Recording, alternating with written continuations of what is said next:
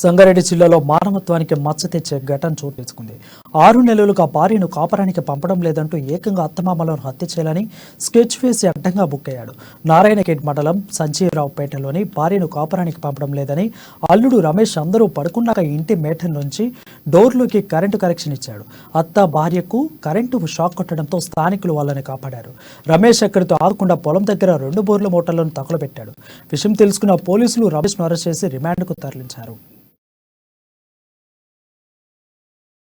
గత 2 వారాల కింద ఈ మంత్ 12వ తారీఖు నాడు సంజరావుపేటలో ధన్యాల రాములు అనే ఇంట్లో కరెంట్ షాక్ పెట్టారని చెప్పేసి గుర్తు తెలియని వ్యక్తులు ఎవరో పడరాని వాళ్ళు కరెంట్ షాక్ పెట్టారని చెప్పి ఒక దరఖాస్తు ఇవ్వడం జరిగింది. వాటి మీద మేము ఇమీడియట్ గా 307 అటెంప్ట్ టు మర్డర్ కదా అన్నోన్ పర్సన్స్ అని చెప్పేసి కేసు నమోదు చేసినాం. తర్వాత ఇన్వెస్టిగేషన్ లో సాంకేతిక ఆధారాలను బట్టి అతని సొంత అల్లుడు బిడ్డనిచ్చిన అల్లుడు అయినటువంటి గొల్ల రమేష్ అతని ఊరు గౌరారం విలేజ్ పిట్లం మండల్ కామారెడ్డి డిస్ట్రిక్ట్ అతను ఆ రోజు రాత్రి అర్ధరాత్రి 12 గంటలకు తన అత్తగారింటికి వచ్చి అత్తగారింట్లో పలుకుతే వాళ్ళు పిలిస్తే పర్లేదని చెప్పేసి కోపంతో అతనికి 2 years నుంచి గొడవలు అవుతున్నాయి భార్య భర్తల మధ్య. 2 years నుంచి భార్యను కూడా పంపలేదు. అదేవిధంగా అతను కక్ష పెంచుకున్నాడు. ఇతను భార్య